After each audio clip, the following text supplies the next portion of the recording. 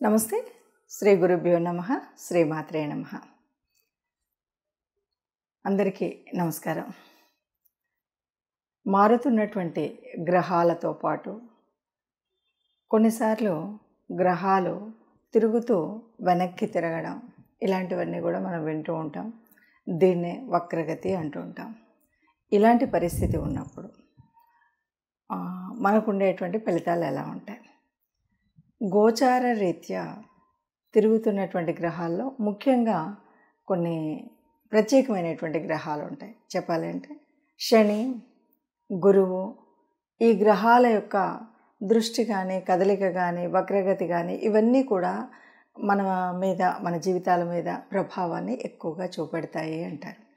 మరి అలాంటి గ్రహమైనటువంటి శని గ్రహం ఈ జూన్ 30వ తారీఖు నుండి రాబోయే అంటే జూన్ 30, 2024 నుండి నవంబర్ 15 వరకు వక్రగతిలోకి రాబోతుంది.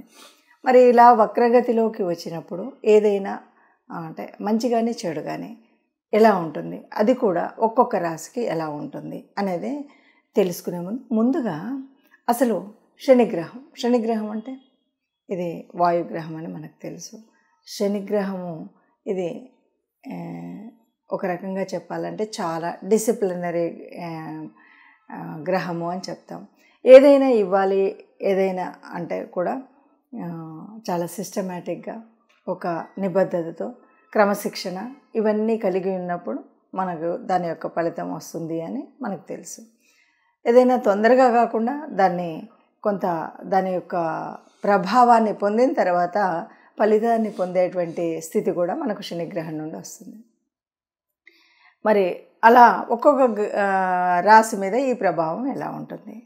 అయితే ఇప్పుడు వక్రగతి అంటే ఏంటి? వక్రగతి అంటే ఏ గ్రహమైనా వెనక్కి తిరుగుతుందా అంటే మనకు తెలిసినంత వరకు రాహుకేతువులు మాత్రం అపసవ్య మార్గంలో ఉంటాయి. కానీ కొన్నిసార్లు గ్రహాలు మరి వాటి యొక్క వేగాన్ని అలా తిరుగుతూ ఉన్నప్పుడు భూమికి దగ్గరగా వచ్చినప్పుడు అవి వెనక్కి తిరుగుతున్నట్టుగా కనిపించేటువంటి భ్రమపడేటువంటి స్థితి ఒకటి ఉంటుంది. అది దగ్గరగా ఉన్నప్పుడు దాన్ని వక్రగతి అంటాం. అయితే ఈ వక్రగతిలో తిరిగినప్పుడు ఎలా ఉంటుంది? అయితే మరి జన్మజాతకంలోనే వక్రగతి ఉందా, లేదు అలా ఉన్నప్పుడు శని వక్రగతి ఉందా, ఎలా ఉంది ఏంటి అన్నది ఈ ప్రభావాలు చూసేటప్పుడు తెలుస్తుంది. ఒక్కొక్క రాశికి ఒక్కొక్క రకంగా ఉంటుంది. ఎందుకంటే ఇప్పుడు శని ఎక్కడ వక్రగతి పొందబోతుంది అంటే కుంభరాశిలో దాదాపుగా చెప్పాలంటే మొదట 3 నెలలు గురు నక్షత్రం మీద, తదుపరి శతభిష నక్షత్రం మీద ఈ వక్రగతి అక్కడ నుండి వక్రగతి అనమాట. అంటే 4.5 నెలలు దాదాపు 139 రోజుల వరకు శని యొక్క వక్రగతి ఉంటుంది.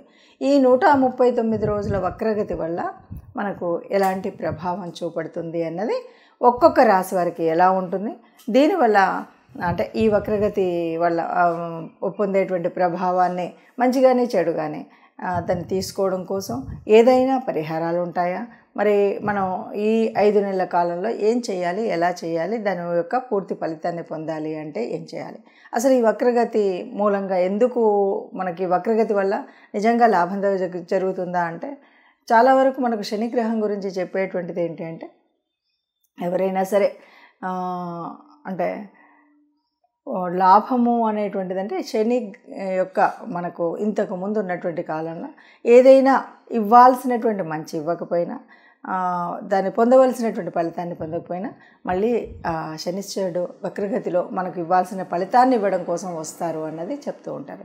మరి అలాంటి సమయం కాబట్టి ఒక్కొక్క రాశి వారికి ఫలితాలు ఎలా ఉంటాయో చూద్దాం. తదుపరి రాశి కన్యారాశి వారికి ఈ 4.5 నెలలు శనిశ్చరుడు వక్రగతి పొందుతున్నటువంటి ఈ 4.5 నెలలు ఎలా ఉంటుంది అంటే మన కన్యారాశి నుండి కనుక మనం చూసుకున్నట్టయితే ఇది 6వ రాశిలో జరగబోయేటువంటి వక్రగతి 6వ రాశిలో ప్రారంభమవుతుంది. అంటే ముందుకు వెళ్ళేది కాకుండా రెట్రోగ్రేషన్ ఎట్లా ఉంటుంది, వెనక్కి వెళ్ళడము అలాగా మనకు అనిపించేటువంటి దీంట్లో 6 అంటేనే మనకు ఎప్పుడు చెప్పుకునేటువంటి పరిస్థితి ఒకటి రోగ శత్రు రుణ బాధలు ఎప్పుడూ ఉంటాయి. మరి 6 తర్వాత దానికంటే ముందున్నటువంటి గ్రహం మీద రాశి యొక్క ఫలితాలు కూడా మనకు ఉంటాయి. ముందున్నటువంటిది ఏమిటి అంటే ముందున్నటువంటి దానివల్ల సంతానం, పంచమ స్థానం అంటే సంతానము, ఎడ్యుకేషను, మంత్రసిద్ధి ఇవన్నీ ఉంటాయి కదా, వీటి మీద మన యొక్క ఫలితం ఉంటుంది. కాబట్టి కన్యారాశి వారికి ఎలా ఉంటుంది అంటే రాశిలో ఉన్నటువంటి కేతువు మూలంగా ఉండే వైరాగ్యంతో ఇప్పుడు జరగబోయేటువంటి శనిశ్చరుడు దీనివల్ల ఏమవుతుందంటే అన్నీ కూడా ఏం జరిగితే అది జరగనివ్వండి అనేటువంటి పరిస్థితి అయితే కనిపిస్తుంది. అయినప్పటికీ పంచమ స్థానం ఇది మీరు ఏదైనా చదువుకోవాలి, ఏమైనా చేయాలి అనుకున్న వాళ్ళకి ఇది ఒక అవకాశం. అంటే హైయర్ ఎడ్యుకేషన్స్లో మనం చేయాలనుకున్నటువంటి ఒక ఆధ్యాత్మిక సంబంధించినటువంటి చదువులు, ఒక ఫిలాసఫికల్ థాట్స్ వచ్చేటువంటి స్థితి, అలాగే మంచి మంచి అంటే ఈ శాస్త్రాలు ఏవంటే ముఖ్యంగా జ్యోతిష శాస్త్రం, ఇలాంటి శాస్త్రాలు చదువుకునేటువంటి వారికి మంచి అవకాశంగా ఉంటుంది. అలాగే కొద్దిగా ఆరోగ్యరీత్యా శ్రద్ధ అనేటువంటిది పెట్టాలి తప్పనిసరిగా. ఏదైతే సింహరాశి వారికి ఎలాంటి పరిస్థితి ఉందో ఇక్కడ కూడా అలాగే ఉంటుంది. ఎందుకంటే అనారోగ్యం పాల్పడేటువంటి పరిస్థితి, అలాగే మనకు శత్రువులు కొద్దిగా పెరిగేటువంటి పరిస్థితి ఇలాంటివి కనిపిస్తాయి. కాబట్టి మనం ఈ ఆరోగ్యరీత్యా శ్రద్ధ తీసుకోవడం, ఎవరితో మాట్లాడినా జాగ్రత్తగా మాట్లాడడం, అలాగే మరి కొంచెం అప్పులు ఇచ్చేటప్పుడు పుచ్చుకునేటప్పుడు జాగ్రత్తగా ఉండడం. వీటితో పాటు సంతానం యొక్క మనకన్నీ బాగున్నాయంటే సంతానము చాలా ఆనందంగా అది కనిపిస్తుంది, మనం చదువుకునేటువంటి చదువు ఉంటుంది. అలా కాకుండా ఒకవేళ మనకు అంటే మనం చెప్పుకున్నట్టుగా మన జన్మజాతకంలో ఉండేటువంటి ఇప్పుడున్నటువంటి పరిస్థితులు వీటి మూలంగా కొద్దిగా అలా అనిపించకుండా నెగిటివ్గా అనిపించినప్పుడు తప్పకుండా ఇప్పుడు చెప్పబోయేటువంటి పరిహారాలను చేసుకున్నట్టయితే అంతా బాగుంటుంది అని చెప్పచ్చు. ఇప్పటి వరకు మనం ఈ రాశి ఫలితాలను చూసాం కదా. అయితే అందరికీ లాభమా నష్టమా అన్నది కాదు. శనిశ్చరుడు అంటేనే క్రమశిక్షణ. నిజానికి మన జన్మ కుండలిలో మనకి ఇంతకుముందు అంటే పుట్టినప్పుడు ఎప్పుడైనా సరే ఎవరికైనా అర్ధాష్టమ శని కానీ, అష్టమ శని కానీ, శని దశ కానీ, శని అంతర్దశలు కానీ ఉన్నట్టయితే అటువంటి వారికి తప్పకుండా ఇలా శని వక్రగతిలో ఉన్నప్పుడు మనకి చాలా వక్రగతిలో ఉన్నప్పుడు శుభ ఫలితాలు పొందుతాయి అని చెప్పచ్చు. అలా కాదు, ఇవేవి లేవు.